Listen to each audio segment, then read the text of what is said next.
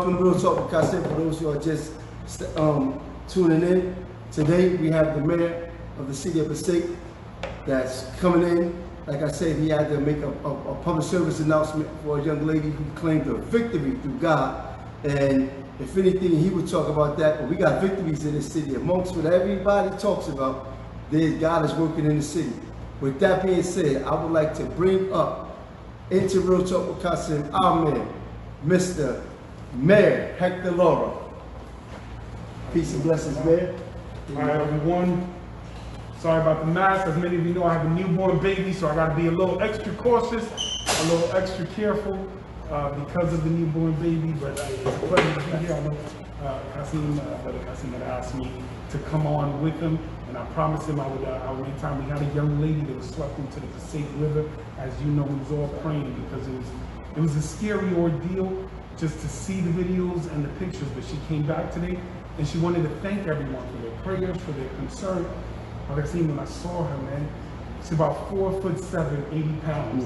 And this is how God works, man. If it wasn't for her stature or weight, she might have not survived that. But because she was petite, she made it through areas that most people probably wouldn't have made it through. And she came out the river in Rutherford, and her first words were, "I want to thank God," because this is a genuine miracle. She was sharing that in certain parts under the road, it was so dark, she was submerged underwater, she couldn't breathe. And she almost gave up, her arms won't move anymore, and then she saw a little light. At the end, she literally said, "A little light at the end of the tunnel." And she said, "I thought that was God himself, I thought I was done." And she made it on the other side. And one of the interesting things she showed me in the car, covered in water, she took a selfie and sent it to her family to be like, "Y'all never gonna see me." Wow. Like it's, oh man, it was so impactful. Wow. So I share that because, you know, it's funny, sometimes we get wrapped up in so many things and we don't realize that the most precious thing is life. That's right. And the fact that she's around, and what the young brother was sharing before I came in about sharing love with each other, about every life being important and just being able to connect, we gotta stay focused that the most important thing in life is life, each other, faith, and all that. Sorry, I'm still so impacted. No, it's understandable. I watched it on the line. I watched it. And I was like, wow, because when we was there, and first, you know, we was thinking there was more than one person in the car, you know? And then when they said, wait, they got her, but they never said that she was all right, we were just like, yes, you know what I mean? Yes, that, you know, but we never heard no more until we had to see the live before we came on. Yeah, of course, that was our concern. Right. We had to make sure there wasn't any car seats in the car. You know, the young sister, she knew it, and she said, you know, she had a couple of hair pieces in there, so when they saw them by the window of the car, they thought maybe there was still some individuals in there. So obviously our concern is to make sure, because it's such a traumatic experience, that she might be like, or she might say, you know, I don't remember anyone in there.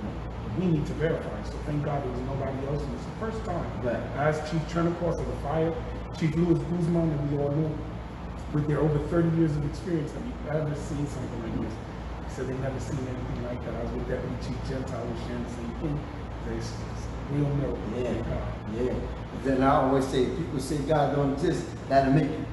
In situations like this, when you say 1 in a million opportunity for somebody to make it through there, it's remarkable. Right. I have to believe, and I believe God has a plan for everybody's life. God has a purpose for everybody's life. But this young lady has to wake up every morning and go, there's a reason why I'm here.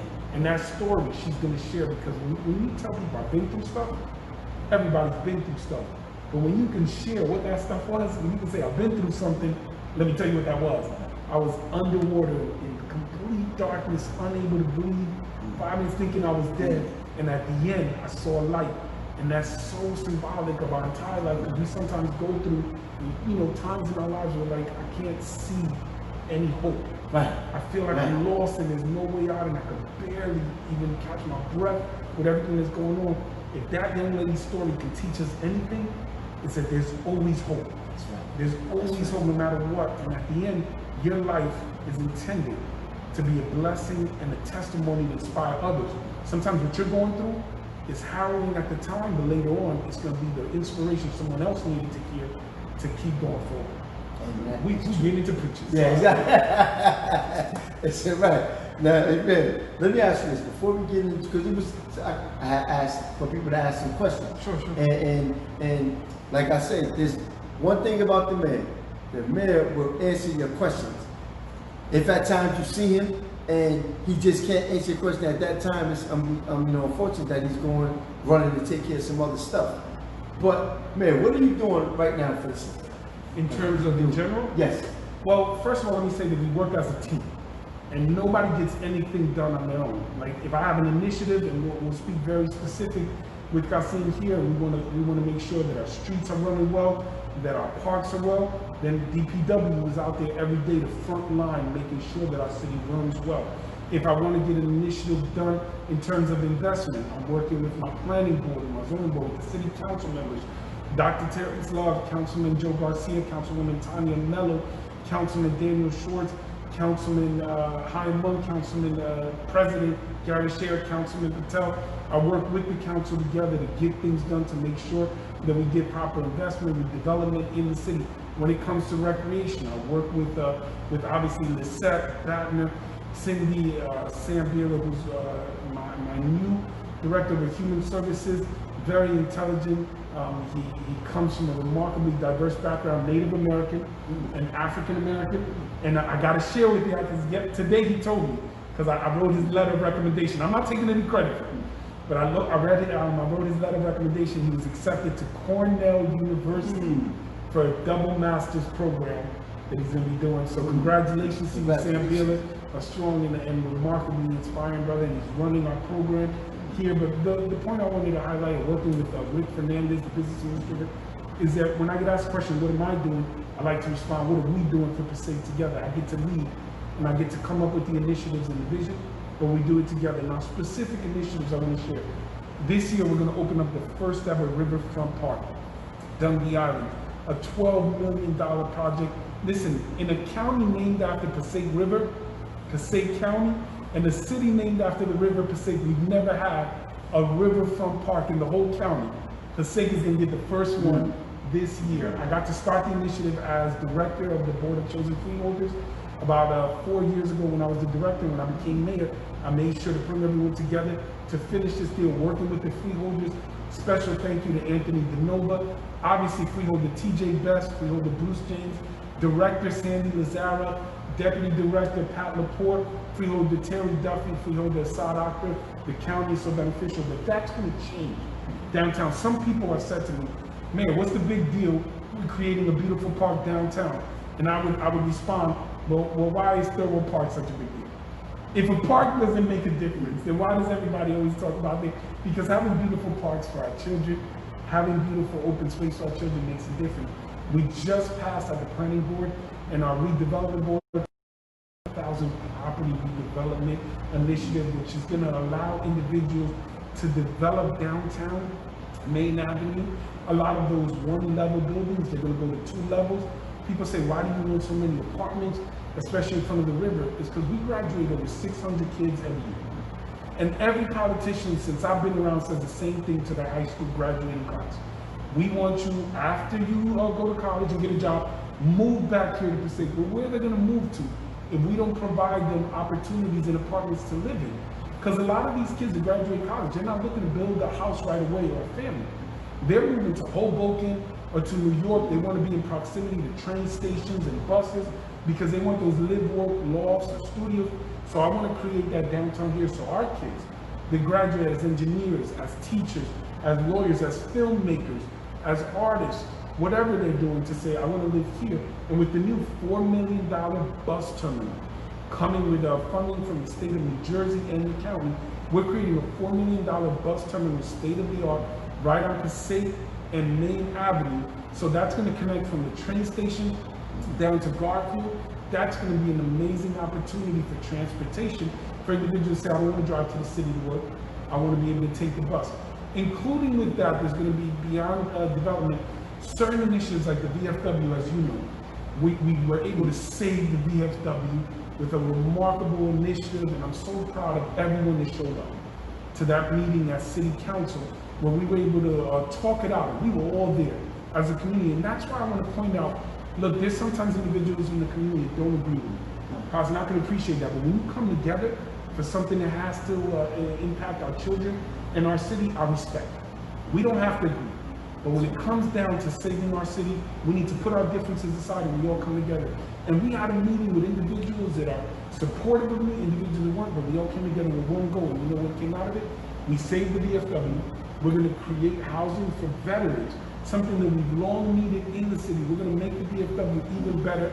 Shout out to Deputy Mayor Minnie Haley Cousins. And we're going to be able to make the VFW special again, because you and I were from right there. Right. We grew up there and we remember what it was like to not have a lot and be able to utilize the VFW, whether for a repast, whether for a program for kids like Halloween, where they got their candies, a dance, activities, things that when you don't have money, you don't really have access to. And oftentimes the VFW is there for people. So it's time for the community to come together to be there for the VFW. So we were able to save that. Dignity House, I was able to put a brand new industrial refrigerator there, where I took that specific property that was going to be used just to create apartments, and I said, no, we need something for needy families. So I took it off the tax rolls, and as a mayor, I designated it as a resource center for the homeless, which is different than a shelter. Resource center is intended to help you get off the street and get back into a productive life, you know, whether work, whether getting the wraparound services you need, mental health, or to rescue from addiction. So this new industrial refrigerator, we're going to be able to store food there to give out to families. In there, we also have a shower, bathroom, so we bring the homeless once a week there to take showers. I call it Dignity House because we have to remember that every person, every life has dignity, value, and worth. Including in those initiatives, we also have an amazing project going on Brook Avenue, also at 211 Pennington, the old St. Mary's. So we're doing development in every single ward. And I also was able to secure funding for the 100 stairs.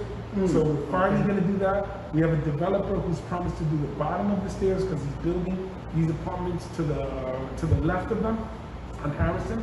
And we're going to redo the 100 stairs, put lights, and then do something special at the top at the park that really doesn't get used to make it for passive recreation for families there. So there's a lot being done. And then last, I would highlight recreation programs. You know, we want our kids to stay off the streets, but if we don't give them alternatives, then what are we really talking about? So we're providing new recreation opportunities. And this is why I like to do new things like lacrosse or the new rubberized track that we're putting downtown. It's going to be beautiful. It's because colleges have to give scholarships to different areas. And in communities like ours, we're all competing for the same scholarship: football, basketball, baseball. But when we expose our kids to lacrosse, tennis, track, it opens up great opportunities for scholarships. Skating, with the skating rink. So when a college goes well, we need to give out 2 lacrosse or 10 lacrosse scholarships to inner cities, to urban areas. Our kids can apply for those scholarships because the goal is to get them an education without them ending up in debt. So any opportunity that we can do that. And then outside of that, personally, I'm going to share as mayor. Initiatives that I bring together, some of them come from just deep prayer, working with wise and older brothers and sisters who have been in this for a long time, working with my colleagues like Council President Shayer or senators, or reaching out to the governor of the freeholders. But then there's other times, and I know the politicians don't often do this, but I wanted to take this opportunity to share this. Because there's times where I got to look at another mayor and say, what are you doing in your town? What are you doing in your city? And learn from them. And there's a particular mayor that I want to share because I learned from so many people. But I went to this seminar from Mayor Ross Barack in New York, and it was Hold the Line. Hold the Line was his theme for it. And I got to share this as a mayor, man. There's very few times I have found leaders with such intense passion for their communities and such a genuine approach. And he spoke to everyone, and he was telling everybody, especially men, hold the line, stand firm, defend the community. But he shared this truth that stays with me even to right now. He said, look, we know that sometimes in communities like ours, people are outside doing work. And he said, consider some individuals that stand in front of an abandoned building, you know, a blighted area. And they're in front of the building doing something that they shouldn't for years, making money. And he says, why don't you pull that money together, buy that building, rent it out now, you don't have to do what you was doing in the street, and then you make money, and then you inherit money for your children, and you break that generational, you know, poverty curse that we end up having in our communities. I was blown away when he said this because it was so real, it was so practical. And working with my brother Alex, we're going to start an initiative, a men's initiative of giving men opportunities to invest money, to learn how to buy property, how to work their resources in order to come out of that cycle of poverty, because getting a job is a good thing, it pays the bills. But having a career, making investments, changes your life and gives your children opportunities for greater education. So these are a few things I wanted to prove to you as mayor, my approach for our city, to not only stay here, but to learn from others, to work with neighboring municipalities, whether it's James Anzaldi, a good friend of mine from Clifton, Mayor Sayer from Patterson, to have conversations with him, or to work around the county or with the freeholders and say, how can we work resources to benefit the people of the city? I went on long, so. No, that's good, because you actually covered a lot of some of the questions that I was going to ask you. And I mean, I appreciate that. And I applaud you for all the work that you're doing. I really, truly do. Because often at times, people on the outside who really don't too much dig into what's going on, they just going by what somebody says, they get misconstrued. You know, the information misconstrued. And some of the information is misconstrued. I want to touch on something that I was asked to ask you. Sure. And everything that I just you want asked. to check on the questions because I'm watching. Okay, you got it? Yeah. That's wonderful that you have it. Because last time we tried it, the system was going bad. Yes, I can see it right here, so the Okay. question you want to check out. Okay. Okay, good. Let me ask you, because I was often asked, this. One of them, they said, I want you to, and nothing on this show is to be taken disrespectful. Because this ain't the type of platform where we have people come on and be disrespectful. I mean, so everything that we ask them is respectful. Okay, but it's all on the tape. Yeah, right, exactly. All right, so it's okay, fair. So exactly. Then, because I want the people to know you, because I know of you. You know what I mean? I know some of you, right? And the parts I know you, I applaud it. That there's no lie. I'm not saying that just because you hear, it's not like that with me. Because I speak what I feel. That's just me. I've been growing. I've been trained to talk that. There's people who say, when you look at the genetics of the makeup of the city, and they're saying, well, that the blacks are being neglected. You know, the mayor is always doing stuff for not the word, excuse the word, Latinos. He's not doing nothing for blacks. So can you talk about that? Sure. So let me address that, because it's such an interesting thing. We have a diverse city, and it's made up of so many cultures, communities, and races. Right? We have white, black, brown. We have Asian. We have so many groups even within those groups. I'm going to tell you, sometimes I get attacked from Latinos and Hispanics. Why do you only do things for the black community, for African Americans? If I do something for our amazing, wonderful Jewish community, why do you only do stuff for the Jewish community? If I do something for our amazing, wonderful African American community, you get another community say, why do you do stuff for them? When I'm the first mayor to do the Italian flag raising and the Polish flag raising, and we did that and did their special activities with Unico and as well with the Polish American organization in Passaic. People were going, why are you doing stuff for Italians and Polish people? Where do you even see them? I said, well, they're part of our history, they're part of our community. When I do Holi, the Festival of Colors for the Asian community, South Asian community, they were part. But why are you doing stuff with them? Why are you playing cricket with them on the field? And in the same way, every community perceives it differently. So let me explain it like this. First of all, the city has changed over the years, over the decades, over the centuries. Every city does. Demographically, it changed. Immigration occurs. There was a time here in the city of Passaic when it was Italian, when it was Polish, when it was African American, when it was Cuban, when it was majority Puerto Rican, when Dominicans came, when Mexicans came, and the face of the city changes when South Asian communities came, when we see more Arab communities coming, and you see this change throughout our county. And as that occurs, oftentimes you'll see a majority community begin to buy stores. So you'll see food change. I can always tell a community, like if I'm riding down Main Ave and I'm going through Clifton, I remember as a kid where the stores were one food in one group, and now I see a lot of Arabic stores, right? Halal food, or I'll see Spanish restaurants. That's just a natural change. I think it depends on the lenses that you use to look at the initiative and the project. If you begin with the idea that everything is unfair, then it really doesn't matter what I do, right? Like I once heard a politician say, if I walk down water, people would say he only did that because he doesn't know how to swim. When somebody wants to complain about you, they're gonna find anything to complain about you. So what I would say is no, I've never had an approach to focus on one community above another. When people come to me and ask something, look, I'm not gonna sit here and play the game of, I did this for the African American community, or I was the first person to do this for the African American community as a mayor, because Each of us bring different things to the table, and people who do that, if you have to shout out to every rooftop about what you're doing, then there's already something wrong there. I try to highlight initiatives so everybody knows about them so that everybody can enjoy them. I guess the answer I would give is this. I believe every community deserves to be acknowledged and to be supported. If you come to me with something, I'm going to support you. If you come to me with something that I can't fix, I'm going to be honest, I say I can't fix it. I can't help if you blame me for not fixing something that I didn't create and I have no control over.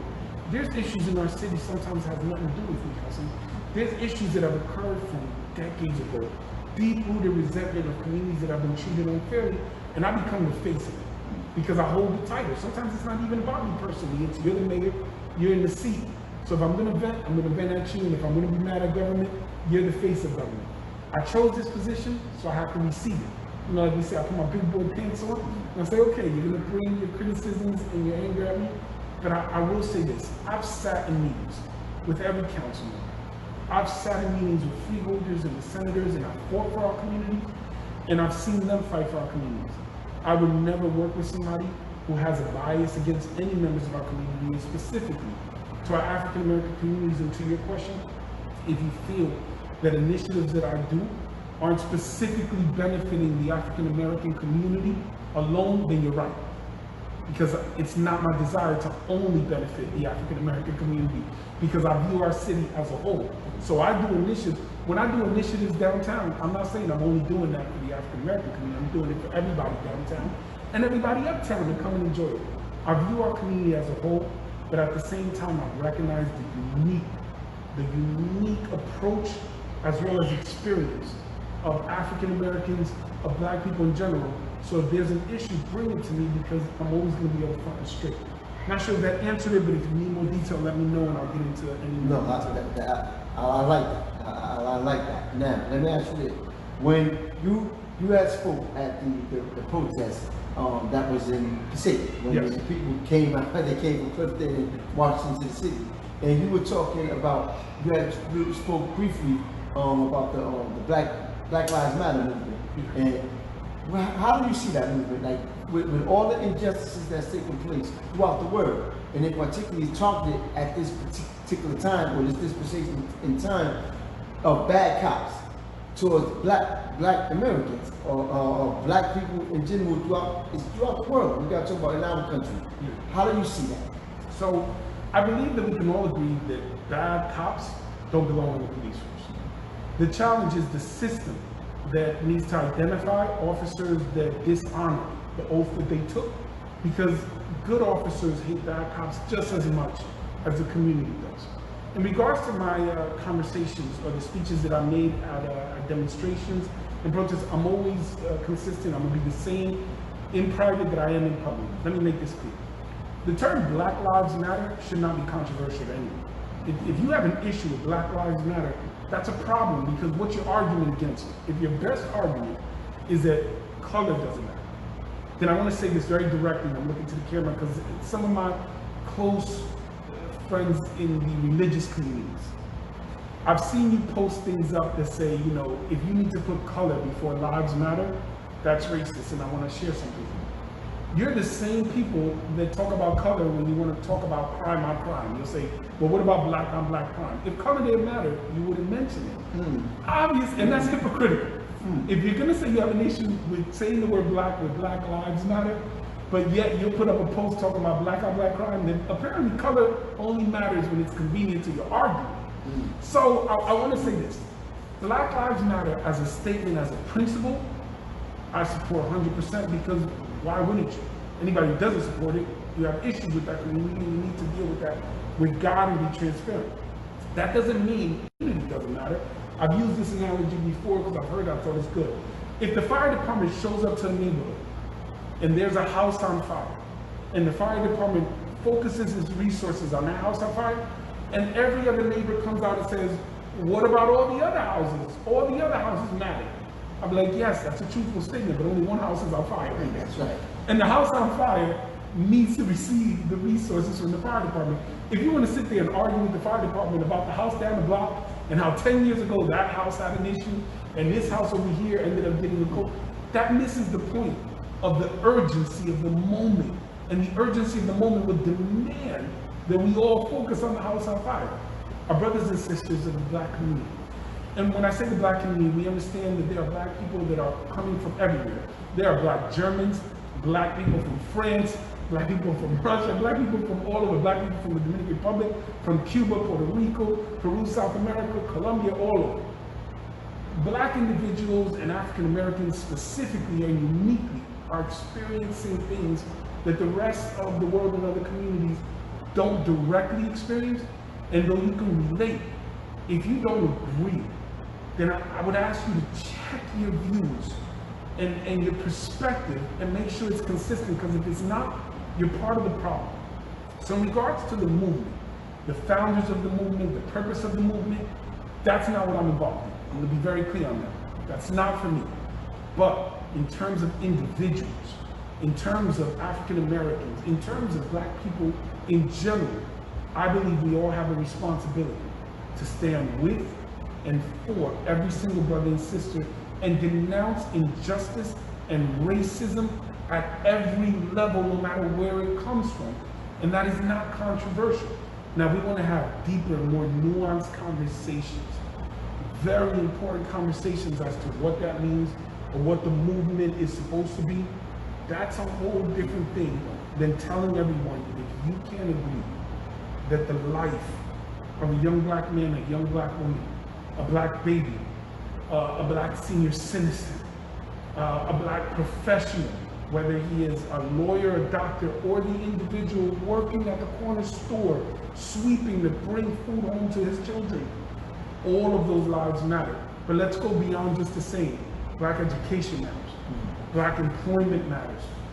Black organizations matter, like every other organization matters.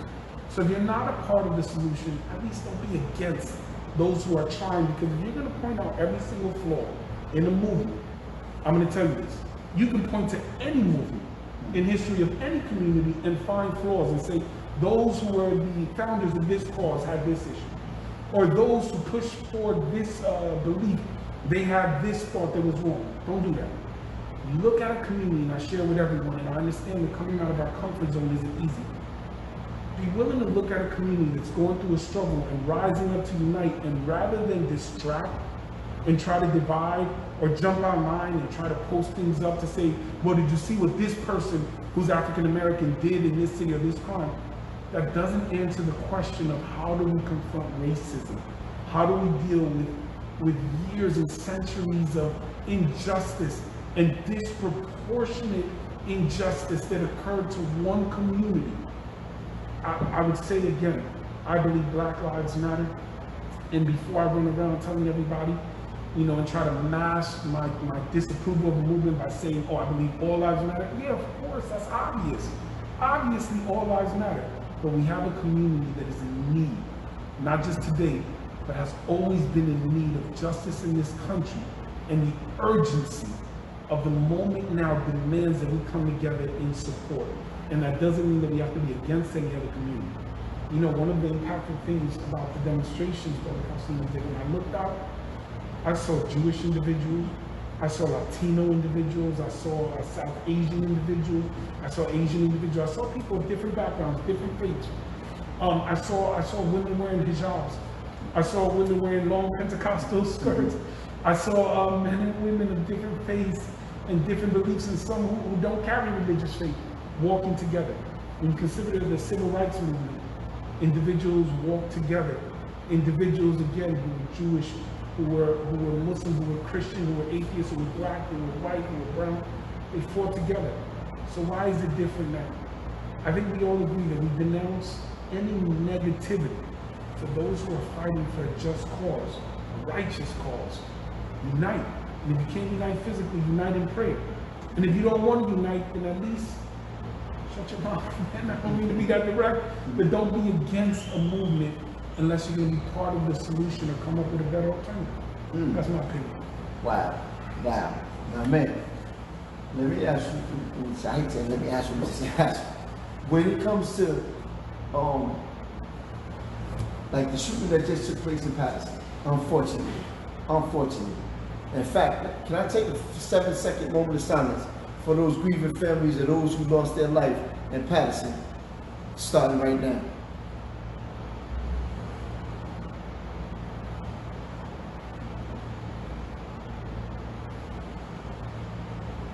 Thank you. Amen.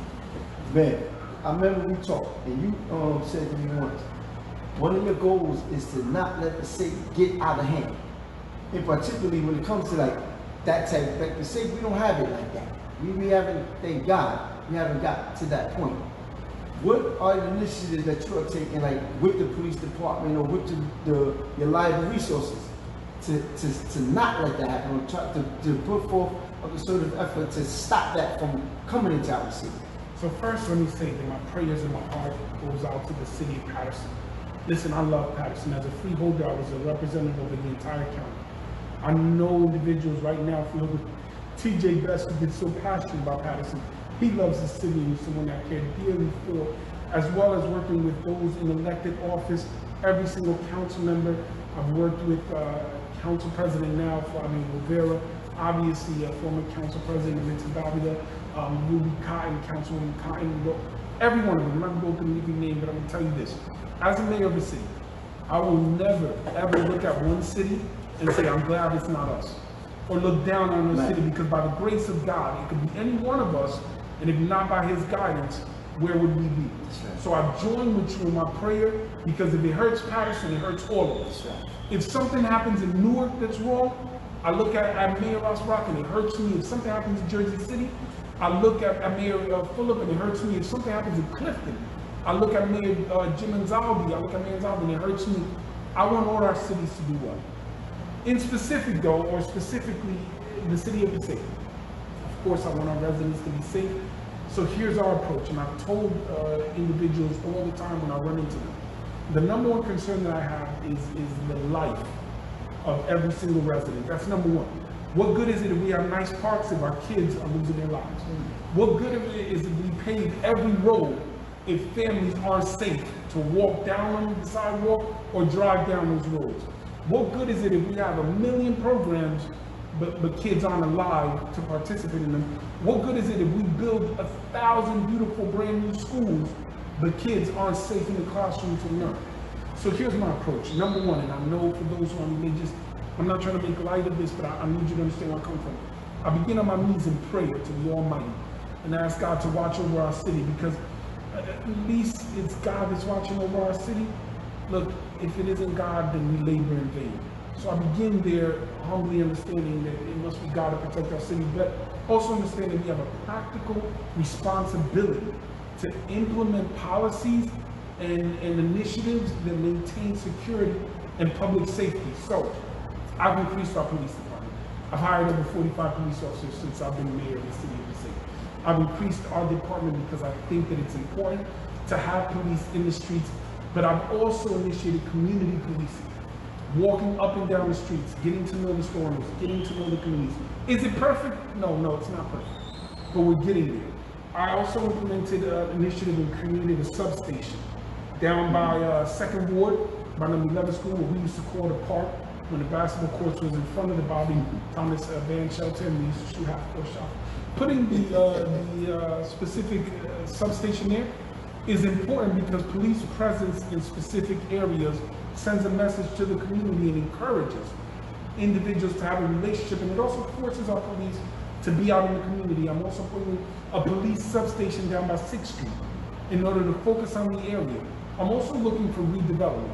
People think that the only way to deal with crime is to be forceful with police, but like I said, if we provide recreation opportunities, if we create redevelopment projects in order to change the facades of buildings, the streetscape, to invest in the community, to bring more business, if we create parks, if we have more job opportunities within the city, that changes communities.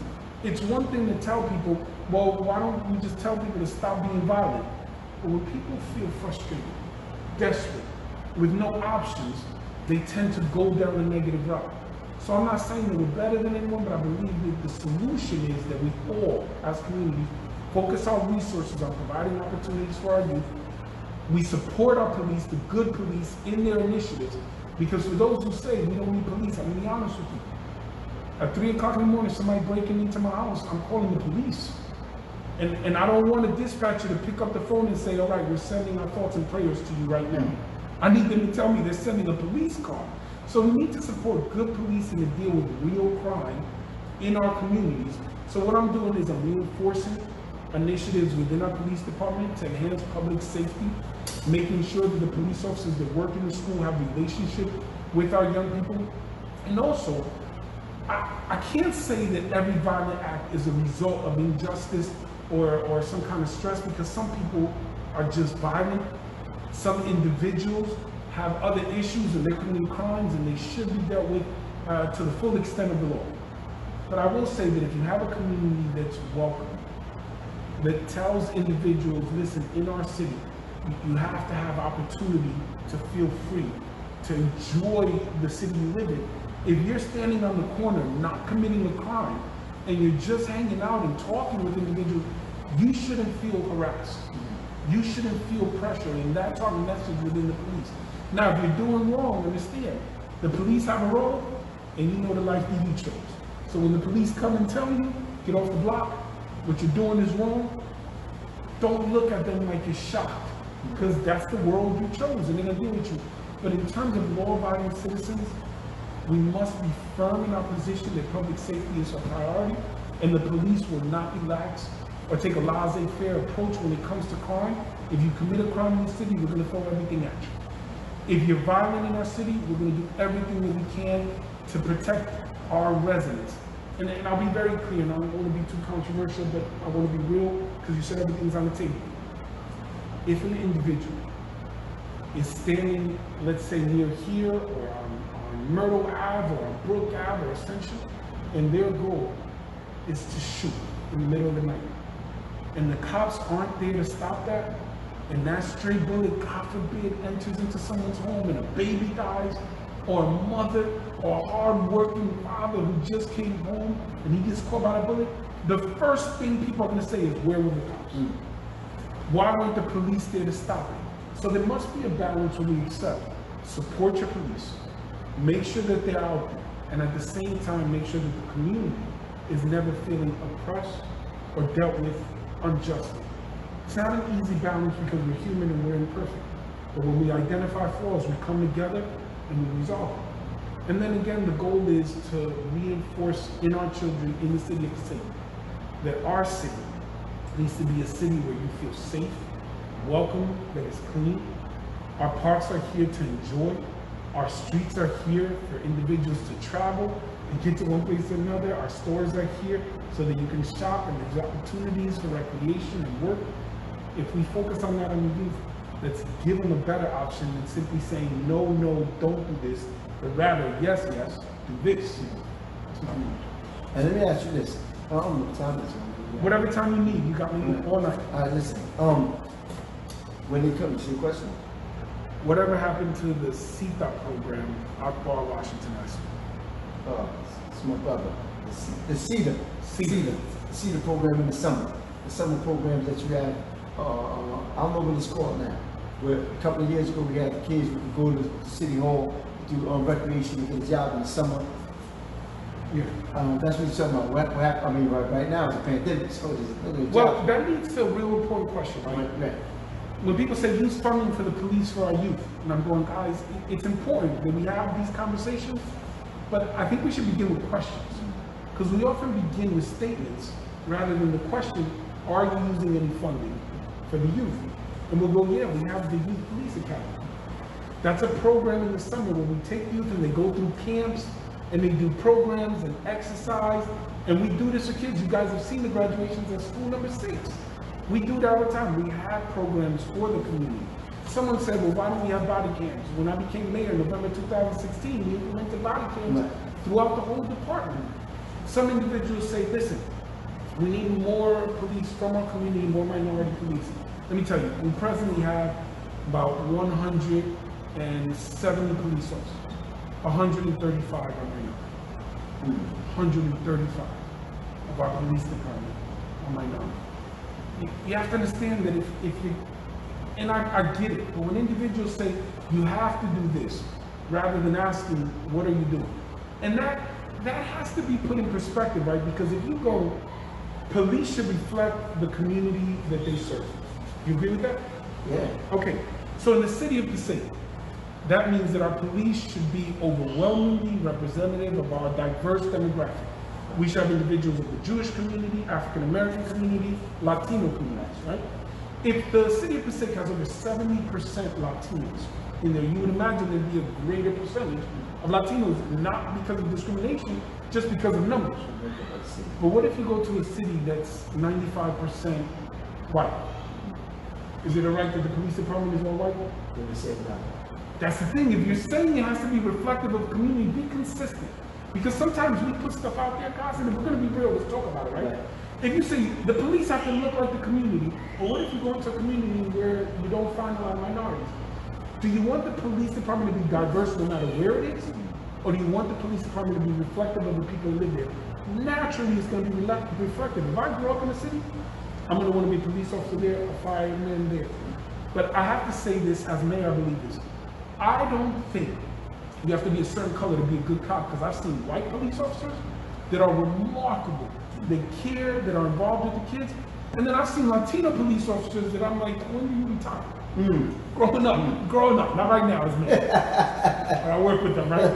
But I'm saying, color is important, culture is important, but character is more important. And if I have a police officer of a Jewish faith, of a Muslim faith, of a Christian faith, a Buddha faith, Buddhist faith, or an atheist police officer, if you're a good police officer, if you're going to rescue a baby utilizing CPR because he's dying and that's your training, if you're going to help an old lady or a senior citizen, forgive me to my silver seniors, she's an old lady I met older, a senior citizen cross the street, if you're going to run into a building to save a kid, look, you're a good police officer. I don't care what shade you have.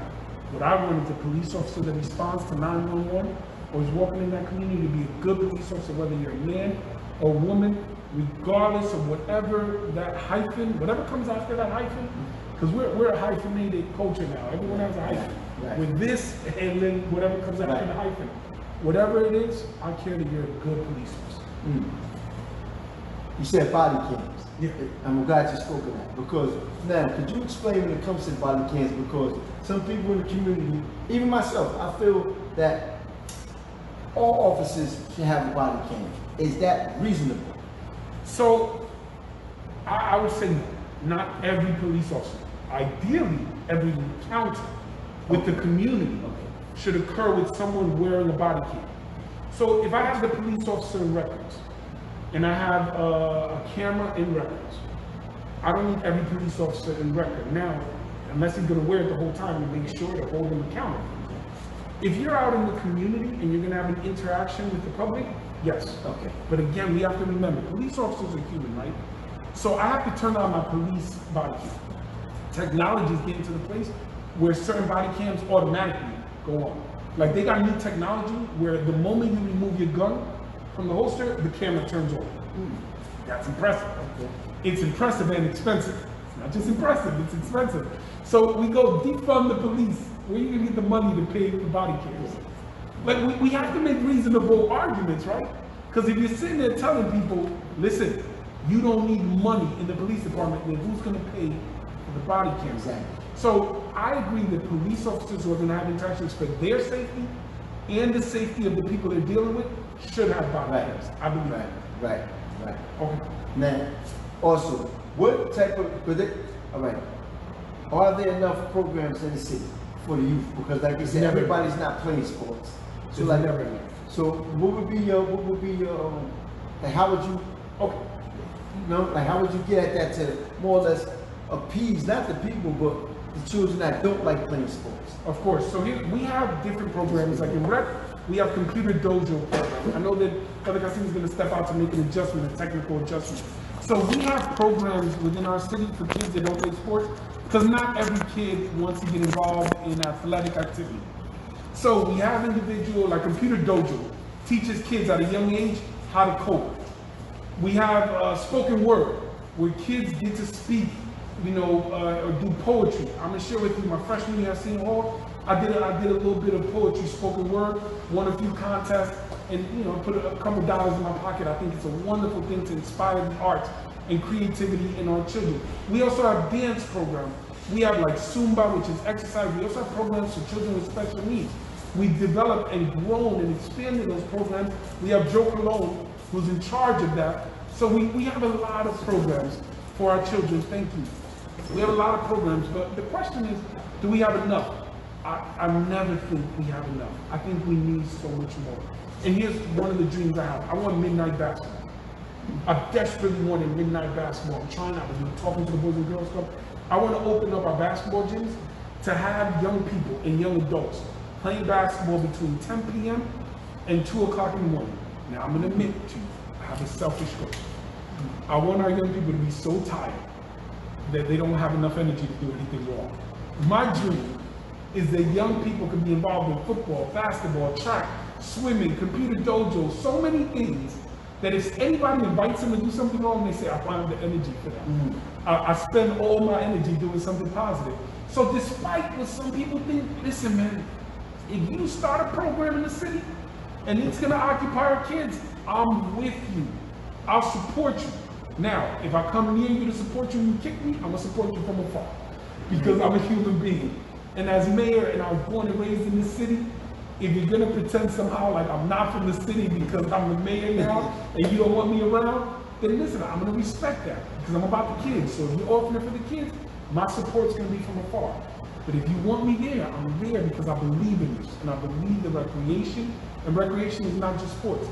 All recreation, art, music, dance, exercise, education, technology, STEM, all of that is going to help our kids escape the wrong path. Wonderful, wonderful. Man, when it comes to drug addiction, we don't have a facility in the city of Passaic. How would we do? We have Alliance. Right on Passaic Street. We'll talk about it. Okay, got it. No, I'm saying talk about it. Okay, so Passaic Alliance, which is located on Passaic Street, right past State Street. Individuals who have issues with addiction can go to Passaic Alliance and we can connect you to services. There are individuals that go there all the time, as well as we receive a grant for individuals that have certain issues. Besides that, like mental health concerns, we deal with the Passaic County Mental Health Clinic. We also have assistance for individuals that have been addicted to drugs or opiates, which let me just say something real quick if I may. Regarding the city of Passaic, it's always been something that bothers me. I don't understand how more affluent communities can have an opiate crisis, but Passaic has a drug problem. I don't understand that, right? Because if you're gonna give us statistics and you're gonna say Passaic has a drug problem, why is it that our more affluent communities don't have drug problems? They have opiate crisis, and it's a crisis. A crisis, it connotes something so different than a problem, right?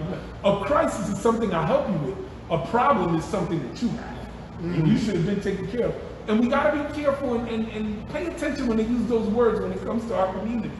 Because if affluent communities get to have opiate crisis, then I want a crisis too, so we can get crisis intervention and crisis resources and crisis funding. Because I've never read about problem funding. I've never read about problem intervention. That's right. So be careful with those words that you accept. When you're sharing those articles, City of Passaic, and you read something and say, oh, Passaic is ranked this because we got a drug problem. You should ask yourself, why do we have a drug problem and they get a crisis with their opiates? So let's just be clear. But when it comes to that, like I mentioned, we do have programs. Why don't we advertise them more? Somebody asked me, Mayor, why don't you advertise the assistance for this? Here's the reason. If I told you 330 Passaic Street, that's City Hall. 330 Passaic Street is where we help people that have HIV. Now when you drive by, every time you look at people go in there, you're going, oh, I know they're going in there. Right. Now I'm not saying, listen, getting help, and I'm not saying that anyone should have a stigma, because there's treatment and there's help in every sickness, there's medicine. I use that as an example to make a point. If I tell you this is the building right here where we help individuals who are addicted to heroin or addicted to crack or anything, right? Or smoking and dip and all that stuff, you're gonna sit there and every time you see somebody walk in that building, those buildings are intended for people who need help. So if you need help, you come to City Hall to Human Services. That's the first point of contact, Human Services, where we have Sam Beeler and Cynthia Gomez, where we can discreetly respectfully and compassionately connecting to services within the city, in the county, or the state. We have a methadone clinic in the city. Right. People don't, not everybody knows what it is, but some people do. Now, if you see somebody standing out there all day long, there's some people who tend to judge. So it's important that we can help people without stigmatizing them or violating their rights to be private. Right. So we do have services, but my point is we never have enough, and I wish we had limitless resources to help everyone with every ailment. Right. Now, man, tell us, or the people viewing, could you please give me a check? Yeah, there's a lot of questions, so let me know when you want to read them. Come on, go ahead. Okay, so let me lead. I'm going to start at the beginning because there's a lot. All right. What time is It is, let me see. I'll tell you the time in a second, guys. I think it's 9:18. Oh, we got it. All right, so listen. Eddie Crocker said, definitely I'm trying now to come up with a proposal now to open up a nonprofit. God bless. Let me see. Seth Smear, my black brothers and sisters are targeted at young ages and given tickets. Then when we finally mature and decide to pursue civil service jobs, we can't because of our record. What a great point, Seth. A lot of people don't understand the repercussions of having a record ruined when you're young because you don't have access to resources to hire an attorney, or rather, your father, your daddy didn't have the money to buy that attorney to get your record clean. So we end up with things on our records, sometimes not even because of color, but because we don't have the money, even though there's a more philosophical conversation we can have that racism resulted in us not having access to more money over decades and generations. But here's the point that I want to say. In the city of Passaic, once you get a ticket when you're under 18, regardless of what it is, after 18, your record's supposed to be right. It's supposed to be clean because you're juvenile. Juvenile records do not carry over to after 18. So if you had issues when you were under 18 and then after 18 you apply to be a civil servant, you're not supposed to be kept from that. Now with that stated, if you were convicted of a serious crime at 16, which you served time beyond 18, that makes a difference. So I want to be able to have the appropriate conversation and acknowledge that there may be issues that have to be addressed, and I've seen the state legislature try to address some of the issues, but I think there's so much more that can be done. Costa says, my daughter fills out bid, but they hire the same kids every year. She's 17 and everywhere she goes, you have to be 18. I started working at 13 with Buckeye at school 8. God rest his soul. So me and my brother Alex, we got to work for PIC. You remember PIC? Right, yes, I worked there. Those programs cost money. When we were 13, more specifically Alex, when he was 13, he was the first one to get a job. He's older than me. I put that out there. I was 12, I wasn't eligible. And he came back home with the new Air Max with the bubble on the bottom. And I was jealous because he used his money. Those job opportunities was great. Now, we don't have so many of those programs. Many of the youth employment start at 16. If your daughter's 17, we have youth camp employment. You say the same kids get hired. I'm going to grant you that's true. I'm going to concede to that because we usually hire based on your experience. So if you work 3 summers in a row and you were a great kid and you did great with the kids, we're going to want to rehire you. When they go off to college, it opens up an opportunity. It's sometimes like people say, why aren't you hiring you from DPW? And I'm going, because very few people are quitting or retiring. You got to open a spot to fill a spot. So it's a little slower with the kids, but I am trying to expand that program. I know that we're hiring seasonally now.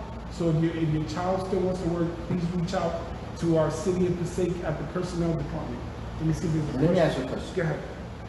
When it comes, like Patterson and Newark has what they call a second chance program for those who have criminal history jackets. Yes. What do you see Passaic trying to implement that or getting somewhere towards that? So I just started the Homeless to Work program, and we just hired about 4 homeless individuals.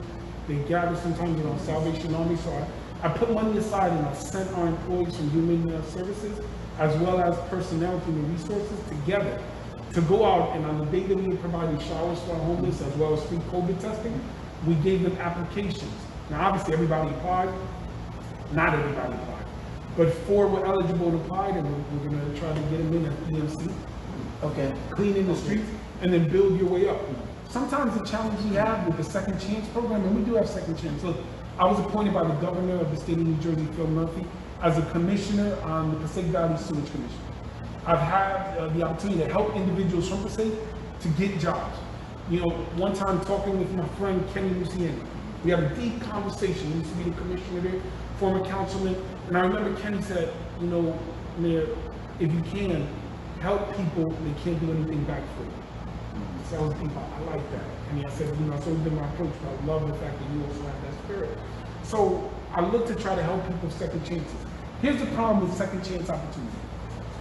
If you've had a second, third, fourth, or whatever chance, and you really turn your life around, you deserve a job. But you also have to have reasonable expectations. Because some people come in and say, you know, I want to be hired as a supervisor for DPW, and I'm going, listen. The supervisor there wasn't hired as a supervisor. He started off from the bottom and worked his way up. So why would you be hired as a supervisor? There are unique opportunities, but they come seldom, they're rare. So if you're gonna come for a job, at least be reasonable and accept the opportunity and work your way up. Some people tell me, listen, I'm not working for $30,000 a year. And I say, yeah, but 4 years from now, you're gonna be at 60 or 70. I'll tell someone, apply for an entry level at the Passaic Valley Sewage or Passaic Valley Water. No, I don't want to go in there for 30,000. I'm going, but in 6 years, you're gonna be making 80 or 90 and have a pension and a retirement plan. You have to have a long-term plan. But I do think that we need to be more proactive in getting individuals to apply. That's why, you know, we have remarkable police officers like Merck said and others individuals that go in the community and tell people how to apply for the job. It can't be on one man or one woman. Whoever's in office, they can't resolve it. That's why we got to work together to get the information. Right. All right, man, we're going to get it because we're going to close at 9:30. Okay. Whatever questions you want.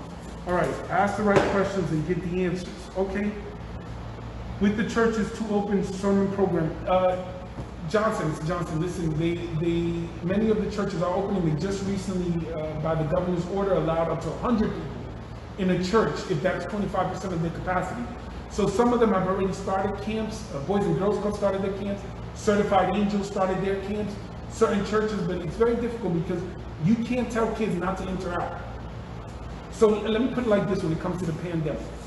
Guys, if we're too rigid in our decision politically and things don't go well, you can come back and criticize us. You can deal with your votes. But if we don't do enough and people die, we can't bring them back. We can't risk the lives of children and senior citizens because we don't want to make people unhappy. So a lot of the churches are going, look, I understand, but if they opened up and a child got sick who had an underlying health condition that nobody knew about, but sometimes you don't even know you have a heart condition until something happens. So if they lose a child or a senior citizen because some child was being watched by their grandmother because both parents are working in the summer and they get their grandparents sick and they die, you're going to turn to the pastor and say, who told you to open the camp? So we're being slow, not because we don't want the programs, but because we think it's a safe approach. We see what happened to pig jobs. We just spoke about that, Michael King. That was a good question. What about affordable housing for blacks? Emma Watson, has to be affordable housing for everybody. Like, I gotta be real. I gotta tell you, the same way that I would never say we need affordable housing for white, or for brown, or for yellow. You can't just have affordable housing for one group. You have to have affordable housing for needy people. Affordable housing goes to the needy. So if you're black and you're making $100,000 a year, you don't deserve the affordable apartment. Maybe you do. I'm just throwing a number out. Let's say you made $1 million a year. And let's say that you're white and you only make $15,000 a year. And you grew up in our community and you're in need, then you deserve to get assistance for affordable housing. It isn't about color. But what I will say is this, in the same way it's not about color to provide the opportunities, it can't be about color to discriminate. If there's anybody who has affordable housing and they're not providing it to one group, we need to collectively hold those people accountable.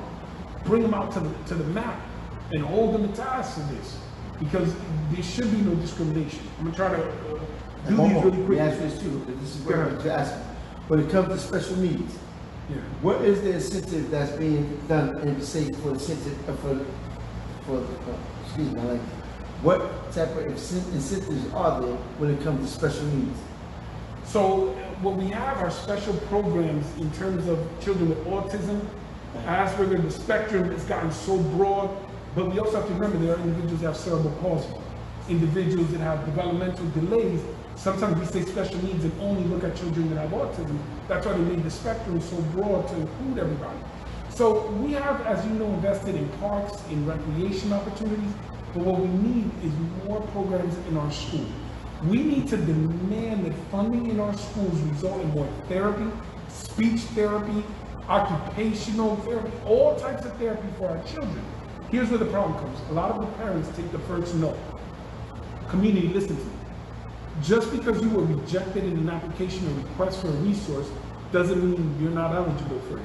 It just means whatever level of government you dealt with at the time said no. There's an amazing friend of mine, a representative from Prospect Park, Councilman Robert Artis. Okay. He's the big golfer of Passaic County. Everybody knows you, Robert, Councilman Artis. He's a good friend of mine. His job for the state of New Jersey is to go around and educate people on the resources available for children with special needs, but not just children with special needs. When you become an adult, sometimes your resources got cut off. You didn't even realize there's still money available to pay for your rent, to help you to get a job, to assist you with programs, to pay for insurance. We need to keep educating. So we've had seminars in City Hall. Community, if you don't come, if we bring a seminar to the community and you don't show up there, I'm going to tell you honestly, we're not bringing seminars to every single house. We're not knocking on every door and saying, hey, good evening, can you let us in your house to explain this resource? You got to also be proactive. Come to City Hall, it's 330 Passaic Street, and ask, what programs are there for my child with special needs? And then if you don't get the answer right away, keep asking. That becomes very important. Compare foods to open up summer jobs. Well, Dick Johnson, listen, man, they have summer jobs and they keep hiring individuals consistently. The kids have to apply. You know, when I was working at St. Mary's Hospital, I worked at St. Mary's Hospital for about 15 years. As I mentioned to you, I was born and raised in Passaic, so I've had jobs here. 15 years before I became a councilman, I worked at St. Mary's Hospital. This used to be the toughest thing. Parents would come to me. I became a manager and then a director of 3 ancillary departments and worked in marketing and development. They would come and be like, my son needs a job. I'm like, all right, we'll tell you something apply. Come back a week later. Did my son apply? No, we have an application. Then the parent would come with the application, my son needs a job. So I called the child for the interview. In the interview with the parent, the child's like, I'll work any day you want. Whatever time you need. And then when we call the child, they wouldn't come. When I finally speak to the child, personally alone, they tell me, I don't want a job, my father wants to do it. I didn't want the job, my mother took me the job. If your child doesn't want the job, it doesn't matter how much you push, they're not going to stay there. So we have to instill in our children, go apply for the job. I had to fight for my son. Go apply. He said, well, I'm not doing anything for you. You go apply for your job. Because I remember what it was like. So that's important, and I want to share that. And then I think those are the questions. I promise you guys in the future, if Councilman asks me to come back, I'll come back and answer some questions. But I did want to go back to one of the questions that you asked, if I may conclude. Unless you have anything else, because you got as much time in me as one. Councilman asked a bit of a controversial question. My approach to any community, specifically to the African American community, and I've said it before, my approach is the same with every community in terms of objective steps or measures to provide resources and assistance, no matter what the community is. With that statement, I have to say this. Look, there are individuals in our community that benefit from keeping us divided. They portray us individually as individuals that aren't the same, because if they don't, then they're not relevant. If they're not on Facebook writing about, look, I've seen somebody recently write that I'm a white racist on Facebook. Just because I guess they think nobody's ever seen a picture of me.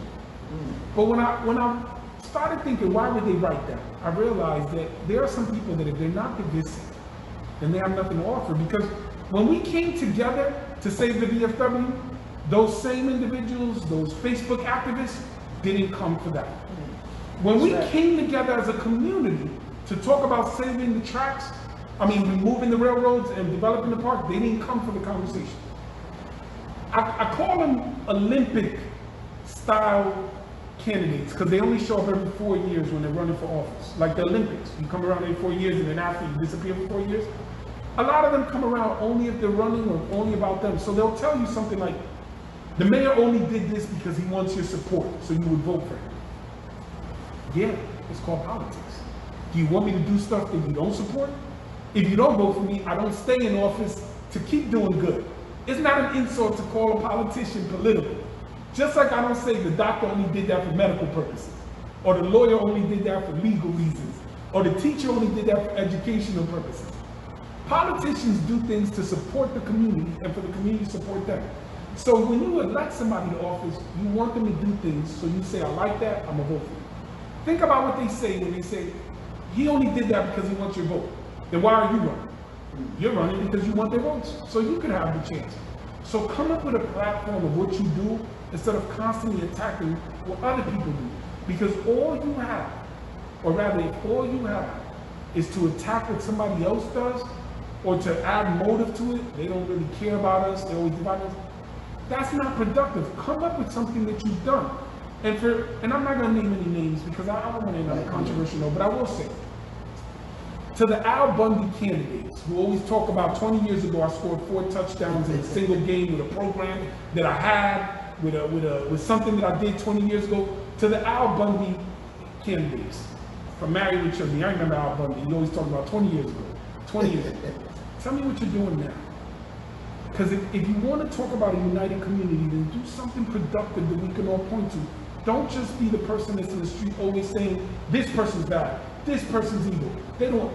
Show me what you're doing to uplift our community, because we have so many people who just want to work together to make things happen.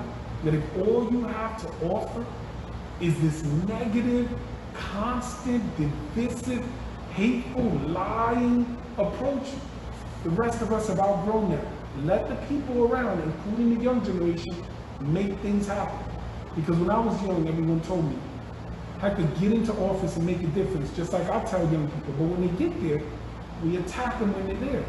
So let's support the people that are making a difference, reject the people that all they do is try to be negative, because united, we accomplish more. When we don't agree, then let's be respectful and say, I don't agree with you, but I can support the good that you do. That's right. Because together, that's how we make the difference. That's right. So I want to share that. Thank you for indulging me, because I did want to share that. And once again, for those who tuning in, you just tapped into Real Talk with Kasim. And I am the host, Kasim, Brother Kasim, and I had before us our brother, our man, Hector Carlos Laura. Man, in our conclusion, let me say this to you. There's somebody right now that's going through a terrible situation dealing with domestic violence. And they just feel like there's no way out. They can't get out, or the fear of them getting out. What do you have to say? What would you say to them? Okay, so first of all, contact our Passaic Police Department. We are obligated to help you. Whatever your fear is, whatever your concern is, don't let that keep you in a situation that costs you your life. And don't let that cycle continue and let your kids or those around you see it, because they're going to continue that. You know, we recently had a gathering for Vanessa Guillon, the young lady in the military, in the army, that they brutally murdered, man. They killed her, chopped up, it was horrible. But we had a deeper conversation that day about standing up for women, standing up against sexual abuse, against physical abuse, domestic violence, harassment. Look, we can't be hypocrites and stand up against physical and domestic abuse and then go home and show something else at home. You know, I had this deeper conversation, and if you indulge me just a little bit more, because I think it's such an important point. And abuse can occur to boys or girls, abuse can occur to men or women, whatever relationship you're in. But I wanted to share this. Sometimes in our community, we inadvertently teach our girls that their bodies don't belong to them. And I'm gonna tell you how it happens, right? An uncle will come by and we'll say, give your uncle a hug, and she'll say no, and we'll say, don't be that way, go hug him. But we're indirectly telling that little girl she doesn't have a right to say no. Even if he never did anything, it's her body, she has a right not to hug whoever she doesn't want to hug. Or we'll say, go give grandpa a kiss. She'll say, I don't want to, 3, 5 years old. And rather than say, well, we respect that, it's your body, it's your lips, you kiss who you want to kiss, right? We go give grandpa a kiss. How dare you say no? You've been disrespectful to him. Kids process things as children. So for that little girl, she just processed the idea, I'm not allowed to say no. So even though I feel uncomfortable at the moment, I still have to go hug and kiss this relative. Now, I'm not saying take it to an extreme, but we have to teach our children, your body is your body. Whether you're a little boy or a little girl. You don't like someone touching your shoulder, you have a right to say no. You don't like somebody hugging you or kissing you, you have a right to say no. Anything happens in your house, it doesn't matter if it's your family member, something happens in school, something happens in a religious institution, nobody, I don't care what their title or position, has a right to hurt you, to hit you, to abuse you, or to touch you in any way you don't want. In our family, me and Alex have established something. And we did this early with our sister. We did it with his daughter. If you don't want to hug, you don't have to hug. I don't care if you're 3 years old or 5 years old, your body belongs to you. We have to teach our children, not just our little girls, but our little boys. So I am working on an initiative that I originated called My Body is Mine, Your Body is Yours. To introduce our kids to a responsibility to say, nobody touches my body if I don't want you to. Even if you're in a position of authority, even if you're somebody that I trust, even if you're a religious person, you don't get to put your hands on my body if I don't like it. And if we teach our children this, then young they learn. Nobody puts their hand on me. And then to your young girls, teenage girls, listen, if a boy plays around and smacks you, even if y'all joking, don't allow that. No man should put his hands on a woman, physically disrespect her face, or hit her. I'm telling you this, I'm gonna talk as a father, not even as a man. As a father, because sometimes I see all the girls in the city of Passaic as daughters, just like we get to a certain age, and we just become fatherly, it's just normal. Young lady, if a boy is playing with you in school, I don't care how cute he is, and he punches you or smacks you, and you think that it's a game, that's not a game. That's right. That's a test. That's checking out your threshold. Seeing, that's a little test to see how far they can go. No man should hit a woman. No man should hit a woman. Right. Now with the same token, no man should let himself be hit or abused either. We need to be respectful of each other. Now back to the specific topic. Forgive me for getting on that little bit of a soapbox, but it's something that I used to teach Sunday school for 10 years, and I always told the kids and the parents, teach your daughters, they're allowed to say no. Teach your sons, they're allowed to say no. You know, I ask my kids permission. I ask my little boys permission to engage them physically, so if anybody doesn't, they already know there's something wrong.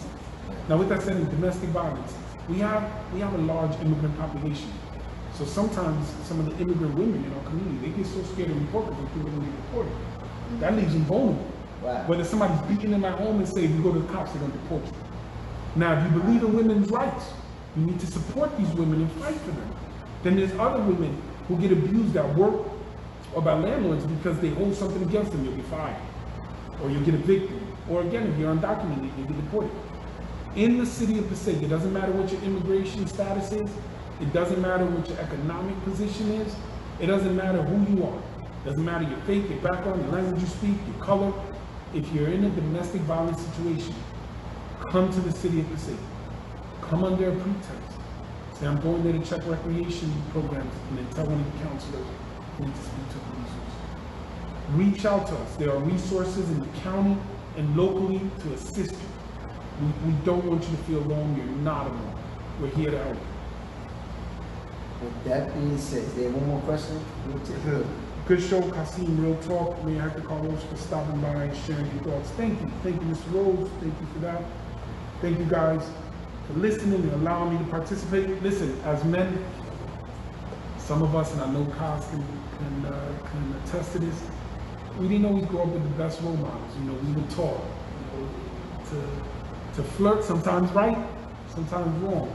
But as we grow and evolve, we have to teach our children to do better. Because if each generation teaches their children to do better, we get to the kind of society and community that is better. That's right. Every bit, step by step. With that being said, as you know, we close out by saying, first we thank the mayor for coming in. I appreciate you, man. Thank you very much. And I want you to know that when I did reach out to the mayor, it wasn't a matter of hesitation, or he just said, well, let me see what my schedule looks like, and if permissible, we'll make it happen. And also, the man just had a newborn baby, and we congratulate them. We congratulate you. My wife, look, I'm wearing my mask. I have a newborn. My wife's always telling me, I saw you without your mask. I gotta be extra cautious, so when I get home, you know, we got that decontamination thing outside. She's like, take that all off. Congratulations to you, Miss Laura, and the family. And as you all know, the show, let me say this, the show is sponsored by Danae Tours Transportation. If by chance you have a CDL license, or you have a valid driver's license and you want to learn to obtain your CDL license, go to 33 Ann Street in Passaic and fill out an application. That's Danae Tours Transportation. If you want to seek a job driving, and particularly transportation, please go to 33 Ann Street in Passaic, New Jersey. Also, we must say, as in our conclusion, if by chance there's someone out there who nobody told you that they love you today, then let us be the first and tell you that we love you. Keep your head up, be consistent, and stay safe. stay safe. God bless to you all. Thank you very much for coming. Thank you, guys.